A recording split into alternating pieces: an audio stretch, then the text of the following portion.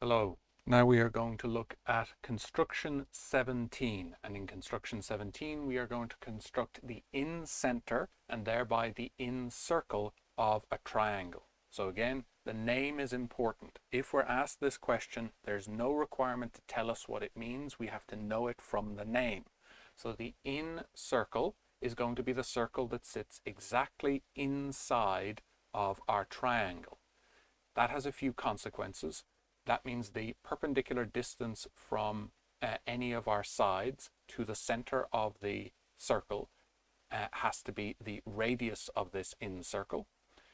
And it also means, kind of saying that same thing the other way around, that means that all of the sides of our triangle are going to be tangent to the circle. So that will come back later on. But again, think about the name. We have the in circle is going to be the circle inside of our triangle. And another thing that connects insideness to this is we are going to be getting the angle bisectors of our corners here, of our vertices. So say one of the lines we're looking for is L1. We're going to go from get the angle bisector of A to B to C is going to be our line L1. So it's going to go off like that. And that construction happens mostly inside the triangle, and that can help us to remember that that's the construction we need for the in circle. So the angle bisector tends to be in the construction lines tend to sit mostly inside the triangle, and it's used to create the in circle or the in center. So we have L1 and L2 are going to be two of the angle bisectors. Where they intersect is going to give us D, which is what I am calling the center of my in circle or the in center.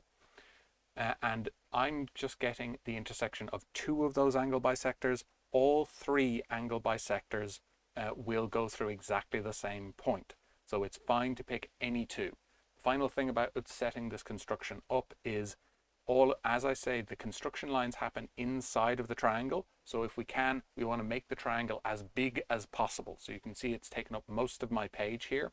I want to make sure that I have enough space in there that I can comfortably do my construction and not have everything jumbled on top of itself. So if you're drawing this, if you're able to draw this yourself, make sure that you are making a big triangle where you have lots of room to work.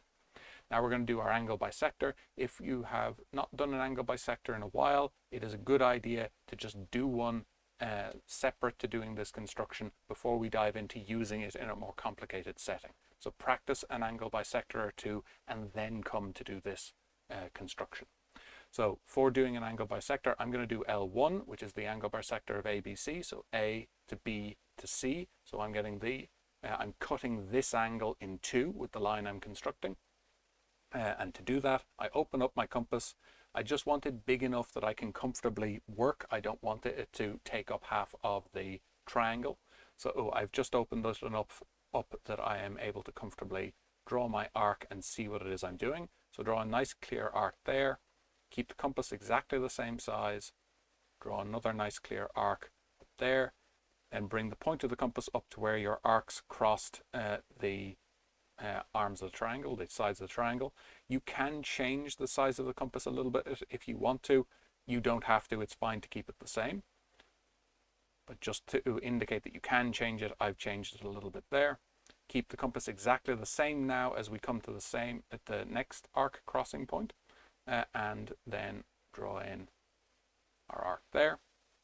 Get the compass out of the way, and now we need our straight edge. So we are going to take our straight edge through B and through the crossing of that arc and be as neat as you possibly can as you are drawing that line in. I am going to through B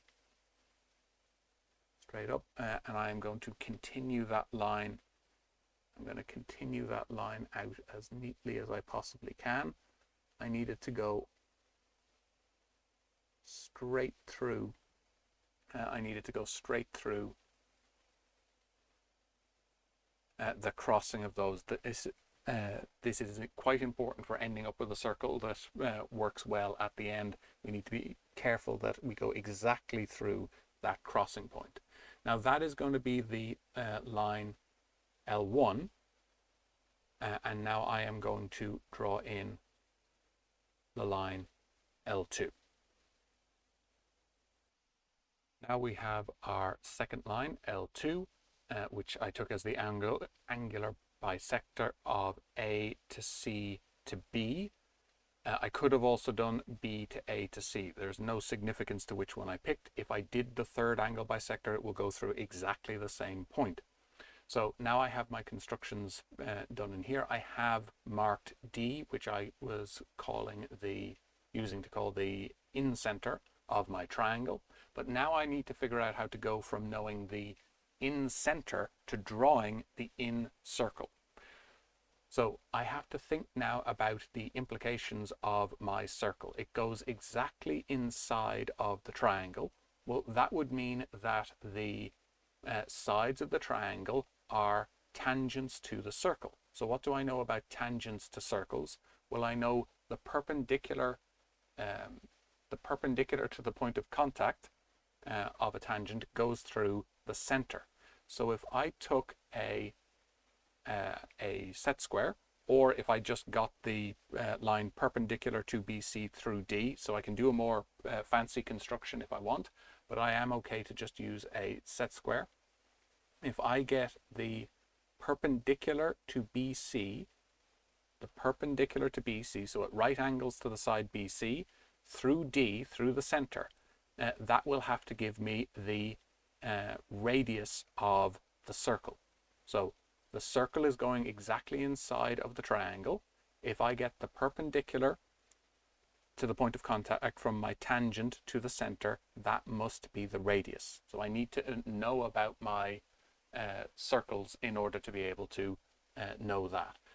So that is going to give me my radius. There's no significance to the fact that I'm using BC going through D. Any of the sides will work. It's just that these two sides already have lines going through them, and I didn't want to have lines close together. So that's why I'm using this side here, BC.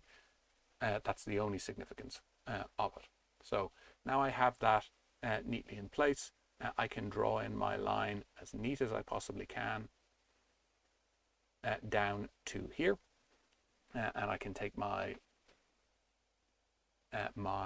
set square out of the way. That purple line is the radius of the circle, so I can take my compass and I can sit it at the center and mark out, bring it up to where it is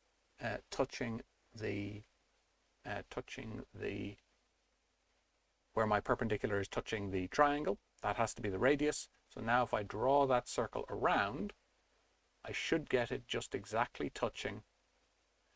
I should get that circle just exactly touching the inside of the triangle. Again, now we can more clearly see the sides of the triangle are tangents to the circle. So that means the tangent at the point of contact, the perpendicular to the tangent to the point of contact goes through the center, or that purple line gives us the radius.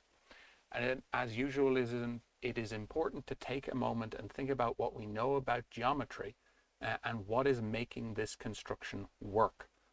We have the fact that we have tangents that must be perpendicular going through the center. That's a geometry fact that we would have dealt with before, and where is it coming from? How could that relate to why it is we're getting the angular bisectors? Why is it that we are getting these two angles being equal to each other and the same across here? Same across here. So why are they being equal? Why is that important? Connected what we know about our circles and geometry, how does that justify this construction giving us the in-center and thereby the in-circle of our triangle? And that is what we need for now.